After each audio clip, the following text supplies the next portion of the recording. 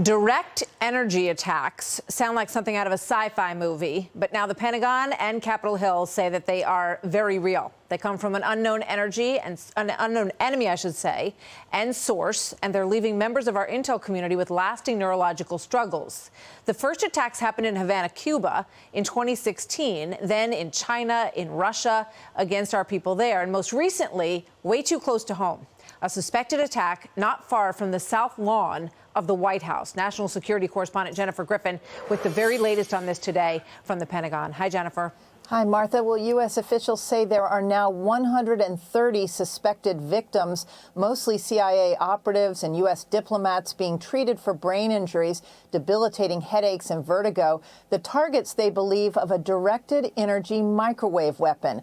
Fox has confirmed 2 individuals working on the NSC during the Trump administration believe they were targeted in 2019 and in 2020 in the days following the election. One was near the White House and one was walking her dog. The Russians have been working on mobile microwave weapons for years. We have to get more information, and we got to tell the public what's going on. Russia certainly has the means and the motive to conduct these attacks. I mean, there's some evidence out there that certainly points to Vladimir Putin, the KGB operative in the Kremlin, being responsible. The CIA leadership under Director Gina Haspel refused to recognize the symptoms as an attack on U.S. officials. That has changed under Director Bill Burns, who is now getting daily updates on the victims and investigations into who or what is responsible. The victims have lobbied for treatment at Walter Reed's National Center for the Intrepid. As part of this therapy, one CIA officer painted this mask of a Superman cape with a broken CIA shield with an arrow through it to symbolize the moral injury he felt when at first he was not believed by the CIA. Another U.S. official targeted by this apparent weapon painted a red splash of paint on a black canvas to suggest that it would have been easier mentally to deal with this injury had he been shot by an actual bullet. This has been a long journey for these CIA officers and U.S. diplomats who finally are being believed. Martha? Jennifer, thank you so much. The former senior CIA intelligence officer who created that mask, Mark Polymeropoulos, says that a work trip to Moscow about 3 years ago changed his life and ended his 26-year career after he claims he became the victim of one of these direct energy attacks. Mark joins me now. Mark, great to have you with us.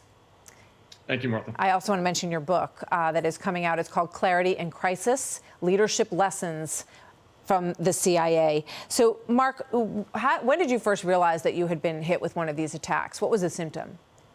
So it was December of 2017 in a Moscow hotel room. You know, I woke up with an incredible case of vertigo, tinnitus, which is ringing in my ears.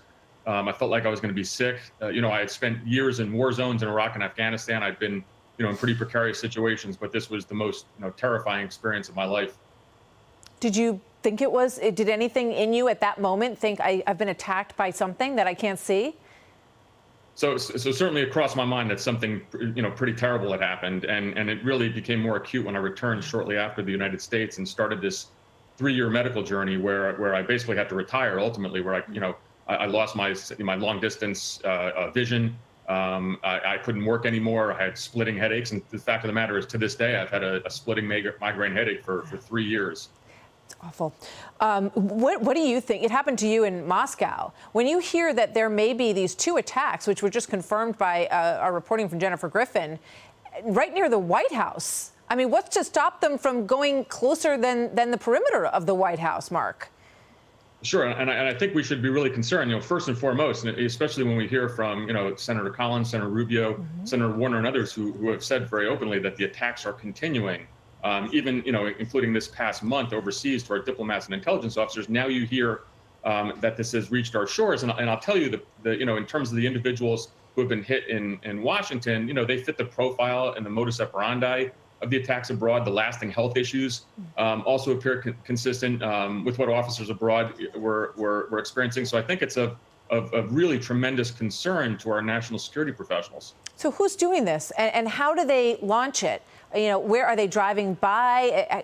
What's the distance, do we think? So I think that, you know, first and foremost, you can go back to a declassified document from the mid-'90s from the National Security Agency, which talked about a hostile adversary, and we know that was Russia, who had access, you know, to such a weapon. But if you take a look at just the technology in 2021, I mean, there's American companies that have created anti-drone technology using directed energy weapons. These are things that the U.S. government needs. But if we can do this and we can do it effectively, certainly our adversaries can as well. And these can be small and mobile. And so I think we're past the point of is this feasible, to more of we have to ultimately detect, deter, and really disrupt the attacks. So, I mean, let's just talk about this White House thing for just the last minute here.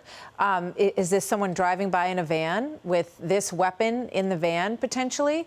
A Russian agent in the United States aiming this at a person who is walking by the White House? I think there's no doubt that some of the theories are that this can be mobile in something such as a van, and so that makes it incredibly difficult to actually catch our adversaries in the act. I will say, and you had mentioned earlier that CIA Director Burns and the administration are taking a really strong look at this, much more serious than in the past.